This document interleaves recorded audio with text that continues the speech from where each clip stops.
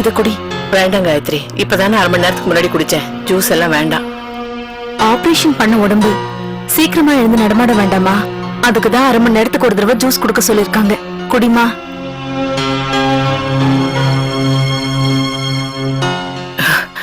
வாங்க சம்பந்தி, வாங்க மாப்பிள்ள. வாங்கத்த. நீங்க வரேன்னு சொன்னத அம்மா கிட்ட சொல்ல மறந்துட்டேன். அது பரவாயில்ல, நீ ஹாஸ்பிட்டலுக்கும் காலேஜுக்கும் ஓடிட்டு இருக்க. அந்த பரபரப்புல எப்படி ஞாபகம் இருக்கும்? சம்பந்திமா, இப்ப வலி எப்படி இருக்கு? வயித்துல கட்டி இருந்தப்போ ஒரு மாதிரி வலின்னா, ஆபரேஷன் ஆனதுக்கு அப்புறம் தையல் போட்ட இடம் எல்லாம் வலிக்குது. மயக்க மருந்துன்னு ஒரு ஊசி போட்டாங்க பாருங்க முதுகுல, அந்த வலிதான் நரக வேதனையா இருக்கு. 2 நாள்ல சரியா போயிடும். டாக்டர் என்ன சொன்னாங்க அத்தை? இன்னும் எத்தனை நாள் இங்க இருக்கணுமா? இன்னொரு 4-5 நாளைக்கு அப்புறம் டிஸ்சார்ஜ் பண்றேன்னு சொன்னாரு மாப்பிள்ள. அப்ப பிரச்சனை இல்ல காயத்ரி. அம்மா டிஸ்சார்ஜ் ஆகி வீட்டுக்கு போனதும் நம்ம வீட்டுல திதிக்க வேண்டிய வேலையெல்லாம் ஆரம்பிச்சிடலாம். திதியா? யாருக்கு வருது திதி? அப்பாக்கு. அப்பா இறந்து 1 வருஷம் ஆக போகுது. 1 வருஷம் அதுக்குள்ள ஓடி போயிடுச்சா? 1 வருஷம் மட்டுமா ஓடி போயிடுச்சு? அவர் போனதுக்கு அப்புறம் கௌரவம், அந்தஸ்து, மரியாதை எல்லாமே இருந்த இடம் தெரியாம போயிடுச்சு. அவர் மட்டும் இருந்திருந்தா நாங்க இப்படி எல்லாம் கஷ்டப்பட்டிருக்கவே மாட்டோம்.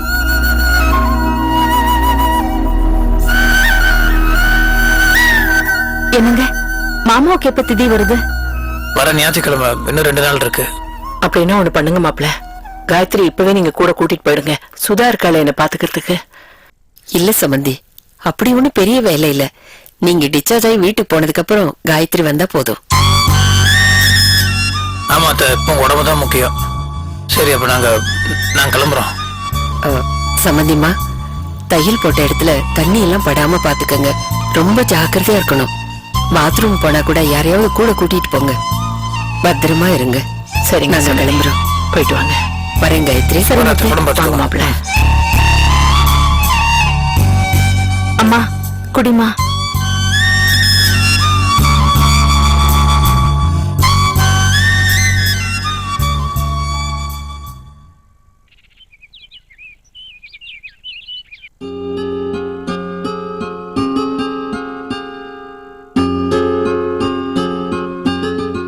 ஈஸ்வரா. என்னங்க, நான் உங்ககிட்ட ஒரு விஷயம் பேசணும். பேசு. காலையில இருந்து ராத்திரி வரைக்கும் நீயே தானே பேசிட்டு இருக்க. இந்த நையாண்டி எல்லாம் வேண்டாம். தயவு செஞ்சு நான் சொல்றத கொஞ்சம் கேக்குறீங்களா? இந்த வீட்டுல கொஞ்சம் கூட நிம்மதியே இல்ல.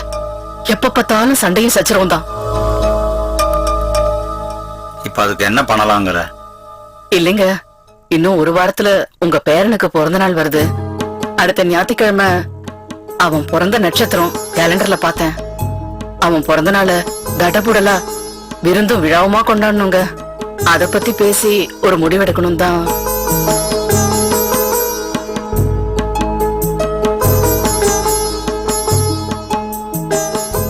நம்ம பேரனுக்கு முதல் பிறந்த நாளுங்க. ஊரை கூட்டி விருந்து வைக்கணும். ஊர்க்காரங்க எல்லாம் மூக்கு மேல விரல வைக்கிற மாதிரி நம்ம பேரனோட பிறந்த நாளை கொண்டாடணுங்க.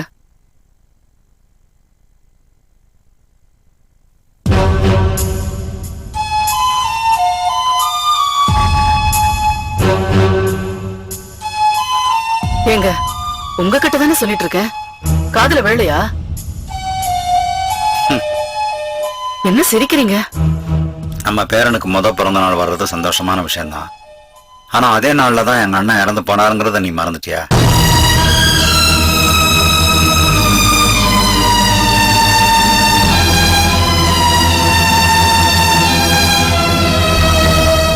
நான் கேலண்டர் பஞ்சாங்கம் எல்லாத்தையும் எடுத்து பார்த்துட்டேன்.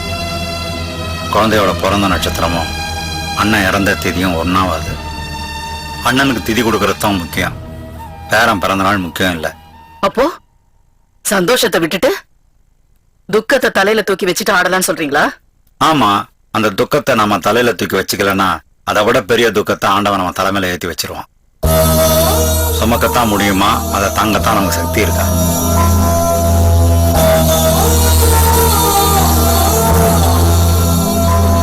அப்போ ஒண்ணு செய்யுங்க.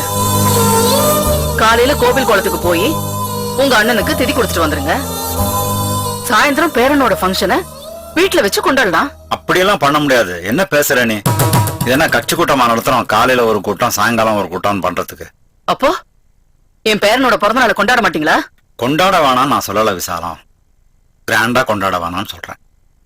அண்ணனோட ஆசீர்வாதம் நமக்கு கிடைக்குதோ இல்லையோ, பேரனுக்கு கண்டிப்பா கிடைக்கணும். அதனால அண்ணனுக்கு திதி கொடுக்கறதுதான் முக்கியம்.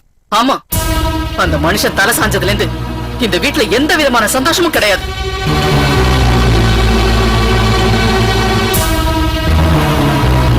எல்லா சந்தோஷமும் போச்சு. உங்க இஷ்டம் போல என்னவோ பண்ணுங்க.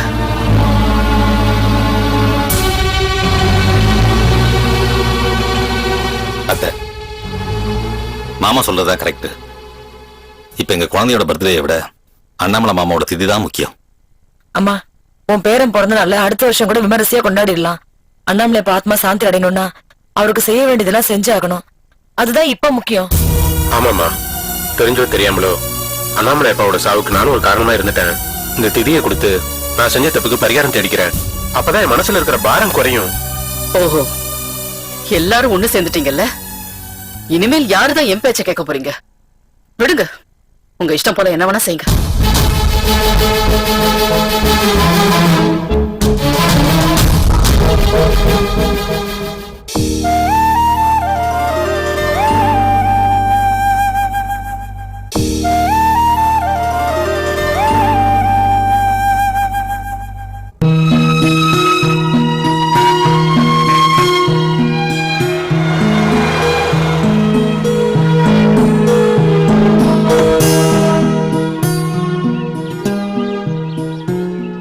அப்ப வாங்க.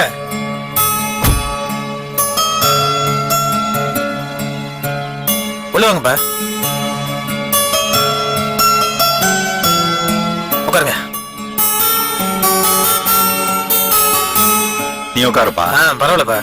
ஏய் உட்கார்றா, என்னோட பெரிய மனுஷன் தான், அவனுக்கு தெரியாது. உட்காரு. பா, அண்ணன் இறந்து போராட்டமா ஒரு வருஷம் ஓடி போச்சு. வர ஞாயிற்றுக்கிழமை அண்ணன் இறந்த நாள், திதி வருது. அண்ணி உங்ககிட்ட இதை பத்தி ஏதாவது பேசினாங்களா? சொன்னாங்கப்பா, ஐயர்கிட்ட பேசியிருக்கு, சாயந்தரம் வரேன்னு சொல்லியிருக்காரு. பாருப்பா, இறந்தவங்களுக்கு முதல் வருஷம் திதி கொடுக்கறதுங்கிறது வெறும் சடங்கோ கடமையோ இல்லை. அதை முறைப்படி சரியா செய்யணும். அப்பதான் அவங்க ஆத்மா சாந்தி அடையும், அவங்க ஆசீர்வாதம் நமக்கு கிடைக்கும். அண்ணன் இறந்த இடத்துல இதை நாம செய்யணும்னு நினைக்கிறேன். அண்ணி, தேவி, காயத்ரி எல்லாரையும் கூட்டிக்கிட்டு வர ஞாயிற்றுக்கிழமை வீட்டுக்கு வந்துரு. ஐயரு மற்ற விஷயங்கள் எல்லாம் நான் ஏற்பாடு பண்ணிக்கிறேன். அண்ணன் வீட்டிலேயே செய்ய வேண்டியதெல்லாம் முறைப்படி செஞ்சிருவோம். அப்ப உங்களுக்கு தெரியாதது இல்லை, அப்பாவோட வார்த்தைக்கு மரியாதை கொடுத்து நான் இப்போ உங்க வீட்டுக்குள்ள வரதில்லை. அம்மாக்கு என்னோட வைராகியம் ஜாஸ்தி. அப்பாவோட வார்த்தைய தான் உயிரா மதிச்சிட்டு இருக்காங்க. அப்படி இருக்கும்போது நாங்க எப்படிப்பா அங்க?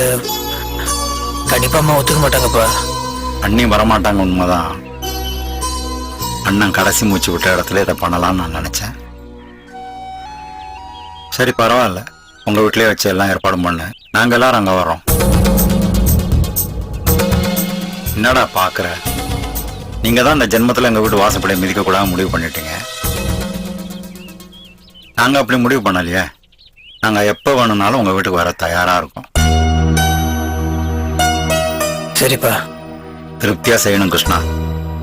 அண்ணன் மனசு நொந்து உயிரை விட்டதுனால என்னவோ தெரியல, என் குடும்பமும் சரி உன் குடும்பமும் சரி படாத கஷ்டமெல்லாம் பட்டுடுச்சு. அவருக்கு செய்ய வேண்டியதெல்லாம் நம்ம முறையா செஞ்சிட்டோம்னா நம்மளோட கஷ்டமெல்லாம் தீர்ந்துடும். அண்ணனோட ஆசீர்வாதம் நமக்கு கிடைக்குங்கிற ஒரு நம்பிக்கை எனக்கு இருக்கு. சரிப்பா, நான் வீட்டுக்கு போய் அம்மா கிட்ட பேசிட்டு அதுக்கப்புறம் உங்களுக்கு தகவல் சொல்றேன். சரி கிருஷ்ணா, நான் கிளம்புறேன். பா, அண்ணிக்கிட்ட அண்ணன் வாழ்ந்து மறைஞ்ச இடத்துல இதெல்லாம் செஞ்சா நல்லா இருக்கும்னு நான் சொன்னதான் நீ சொல்லிப்பாரு. அவங்க சம்மதிச்சாங்கன்னா சரி, இல்லைன்னா அண்ணி என்ன சொல்றாங்களோ அதை பண்ணிடுவோம். சரியா? சரிப்பா, நான் சொல்றேன். சரி, நான் வரேன்.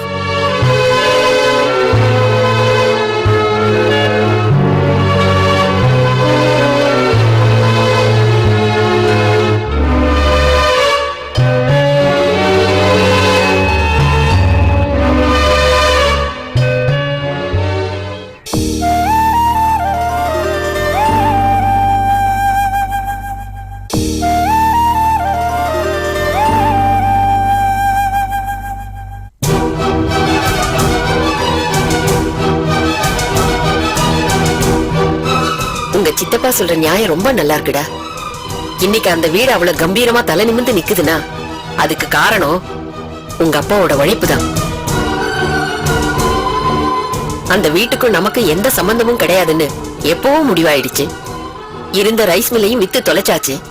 இன்னமும் அவர் வாழ்ந்த வீடு, அவர் சம்பாதிச்ச ரைஸ் மில்லுன்னு சொல்லிக்கிட்டு எதுக்கு பேசிக்கிட்டு இருக்கணும்? அவர் அந்த வீட்டுல வாழ்ந்தாலும் வாசல்ல வந்துதானே செத்தாரு. அவரோட திதிய எங்க பண்ணா என்ன? இல்லம்மா, அங்க வச்சுதான் பண்ணியாகணும்னு நானும் சொல்லல, அழகேசன் அப்பாவும் வற்புறுத்தல. உங்ககிட்ட ஒரு வார்த்தை கேட்க சொன்னாரு, அதான். இல்ல கிருஷ்ணா, உங்க அப்பா அந்த வீட்டுல வாழ்ந்தாலும் இப்ப இந்த வீட்டுல நம்ம கூட தான் இருக்காரு. அது எனக்கு நல்லா தெரியும். செய்ய வேண்டிய திதிய இந்த வீட்லயே நடத்துவோம். ஆமாண்ணே, அம்மா சொல்றதும் சரிதானே. எதுக்கு தேவையில்லாத பிரச்சனைக்கு இடம் கொடுக்கணும்? சரிம்மா, அப்போ வர ஞாயிற்றுக்கிழமை காலையில எல்லாரையும் நீங்க வர சொல்லிடுறேன். வேண்டாம் கிருஷ்ணா, நீ உங்க அப்பாவுக்கு செய்ய வேண்டிய கடமை இங்க இருந்தே செய். அவங்களுக்கு திதி கொடுக்கணுங்கிற எண்ணம் இருந்துச்சுன்னா அவங்க வீட்டுல இருந்தே கொடுக்கட்டும். இங்க யாரும் வர வேண்டாம். அம்மா, நான் கூட வர வேண்டாமா?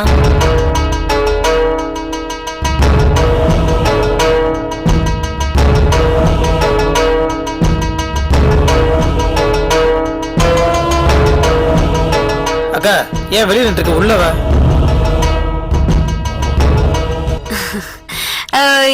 வா வா வா வா வா.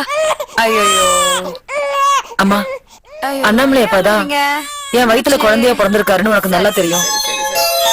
உன் பேர முகத்தை பாரு, அது வேற யாரும் இல்ல, அண்ணாமலை அப்பாதான்.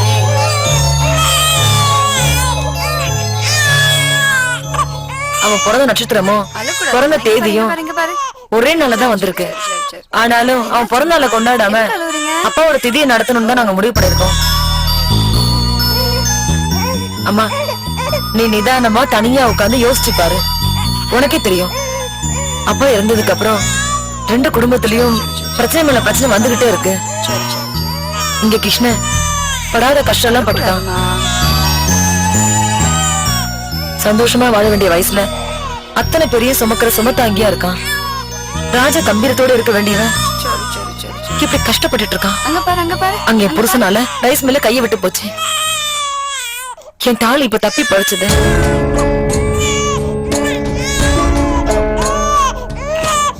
ரெண்டு குடும்பமும் ஒண்ணு சேர்ந்து ஒரே இடத்துல அப்பாவுக்கு திதி கொடுத்தோம்னா அவரோட ஆத்மா சாந்தி அடைகிறதோட நமக்கும் நிம்மதி கிடைக்கும் நான் நம்புறேம்மா. இல்ல ரஞ்சினி, இதுவரைக்கும் நம்ம வீட்டுல எந்த விசேஷம் நடந்தாலும் சண்டை சச்சரவுல தான் முடிஞ்சிருக்கு.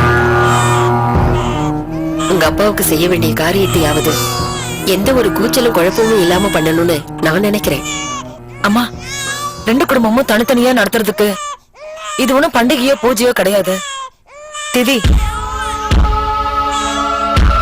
அப்பாவோட ஆசீர்வாதம் எல்லாருக்கும் கிடைக்கணும்னா நம்ம எல்லாரும் ஒன்னா சேர்ந்து ஒரே இடத்துல நடத்துறது தான் நல்லது. இங்க பாருங்க, நீங்க சொல்றது எனக்கு புரியுதுமா. அதே சமயத்துல அக்கா சொல்றது நியாயம் இருக்கு. நம்ம வீட்டுல வச்சு நடத்துறதாம்மா நல்லது. எல்லாத்தையும் வர வைப்போம், ஒரு பிரச்சனை வராம நான் பாத்துக்கிறேம்மா. ஆமாமா, நீங்க மட்டும் சரின்னு ஒரு வார்த்தை சொல்லுங்க, அத்தனை பேரையுமே இங்க கொண்டு நிறுத்துறேன். நான் என்ன சொல்றது, நடக்கிறத அவர் கூட இருந்து பாத்துக்கிட்டு தான் இருக்காரு. எல்லாரும் சேர்ந்து திதி கொடுக்கறது தான் அவர் விருப்பம்னா நான் தடை சொல்ல மாட்டேன். எல்லாரையும் வர சொல்லிடு.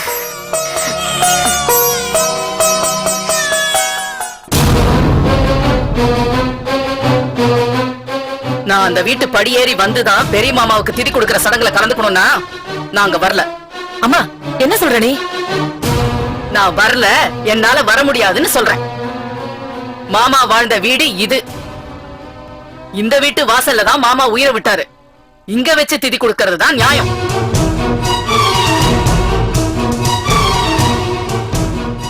நான் இங்க வரமாட்டேன்னு பார்வதி சொல்றான்னா அதே இருமாப்பு வைராக்கியமும் எனக்கு இருக்காதா?